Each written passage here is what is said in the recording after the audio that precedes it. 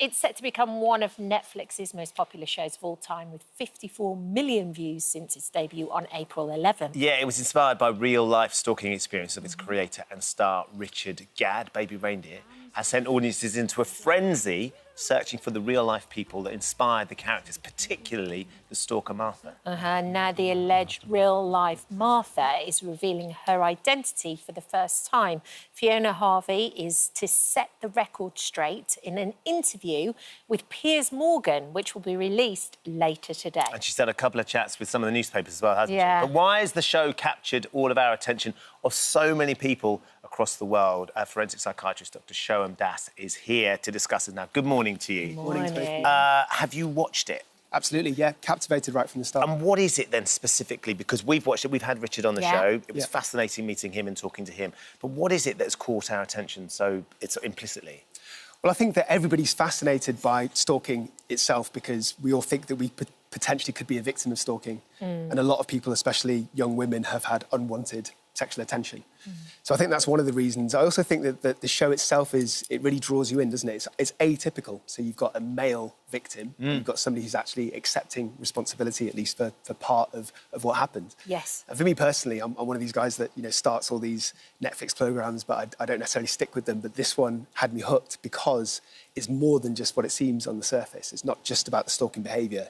You go into the backstory of Richard Gadd himself, or the character, the version of him in the show, and he explains some of his previous experiences, some of his abuse, so you understand why he did some of what he did. Well, when he came on the show, that was one of the things that was so interesting about it, and I think why the show has done so well as well, is he made all the characters not black and white. There were grey areas. There were moments where he felt desperately sorry for the character Martha, and there were other moments where he felt incredibly frightened. It was a real kind of mixture of everything, just like real life. Yeah, and it's more exciting. It's more realistic if people are, you know, if they have areas of grey. Not everything in life is black and white. Absolutely. In real life, we're all grey. So if you have individuals that are not fully good or not fully bad, then it just makes for a more interesting kind of show, I guess. Yeah. One of the things that happened, of course, when the show was aired, people started to try and put the pieces together to work out who the characters were that Richard is talking about, because it's inspired by real-life events. So the TV producer that sort of assaulted him, various other characters, then, of course, Martha, the stalker. And we've now seen that Fiona Harvey has come out, who claims to be the stalker or the character in the programme. Martha. And I think she's sort of come out and said it wasn't as he's portrayed me, and is now doing an interview. She's done one with Piers, which is going to be on his YouTube channel tonight. She's done one with the Daily Record as well in Scotland. How do you feel about the fact that she's now having her opportunity to share her side of the story? We know that there has been mental health problems for her in the past. Is this the right sort of environment for her to be able to do that? I do wonder whether she's got a choice. It feels like she's already been outed. People have already hunted her down on social media. So from her perspective, it's probably damage control. So she wants to put her version of events out.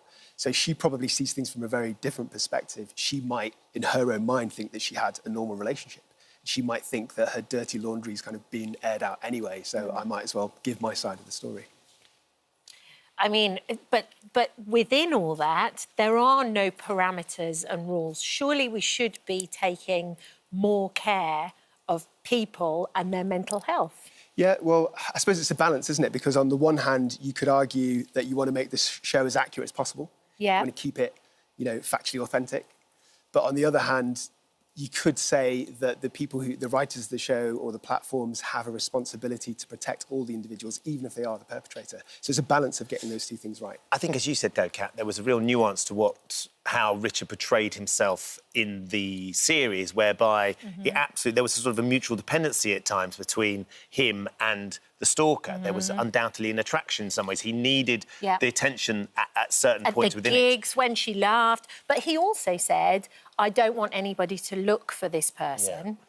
Yeah. He made that very obvious as well, and he was actually concerned about her mental health too. But we've talked about this, everybody we love true crime, we love being super sleuths. The idea that there is actually somebody that we could put the pieces together and be the detectives to find that person, very naive of him to think that people weren't going to do that. Yeah, and I think now more than ever, you know, we've got the internet at our disposal. So connected. People advertise their lives on social media, so it's really easy for any individual to do their own research, to dig up some dirt. So I think it's a bit naive to assume that that wasn't going to happen. But I'd also say that it can be a force for good. You know, sometimes people who try and solve these crimes, these armchair detectives, they form like a sense of community. And that other Netflix show, Don't F With Cats, that was actually, the crime was solved because of exactly this, of these internet sleuths. The stalking rates are sort of exponentially growing at the moment, the reports of stalking. I wonder if you can offer any sort of advice, because there may be people watching this morning who are experiencing unwanted attention and aren't really sure, because one of the things that Richard certainly found when he initially reported this was it wasn't taken very seriously at all. Yeah. Well, the first thing I would say is that if you think that you're in immediate danger, then obviously you should be going immediately to the police. Unfortunately, most people fall into a category that's not quite as intense as that, but they still feel unnerved. And I think in that situation, my advice would be to get as much evidence as you possibly can. Because as in Baby Reindeer, unfortunately, sometimes the police are not really that interested. They don't take it that seriously. So what you need to do is build up the evidence. You need to be taking screenshots of social media chats. You need to be taking photos if you think you're being followed, so that if and when the police do come to help, you can give them the tools that they need. And the other thing that I would suggest, and it's maybe a little bit difficult for some people, is to tell other people if you feel comfortable, right? So if you tell your friends and your families and your work colleagues and your neighbours about this individual that's following you, making you feel uncomfortable, they might be vigilant on your behalf, and they might challenge your potential stalker, and this might deter their actions. Can stalkers be rehabilitated? I was just about to yeah. It's a complicated question. And it kind of depends on the motivation, right? So if you've got somebody, for example, that's fueled by mental illness, then in theory you can rehabilitate that. You can treat that with antipsychotic medication, for example. If it's somebody that was previously in a domestic abusive relationship, you could challenge their misogynistic views through rehabilitation. But I think I have to make the point that you can't force rehabilitation onto somebody. They have to have the openness and the insight to actually want to change. Yeah. Fascinating stuff, isn't it? It's going to be interesting to see what happens from here on in. I've got a feeling this isn't going to be the end of it. No, for sure. Thank you for joining us this morning. Thank you so much.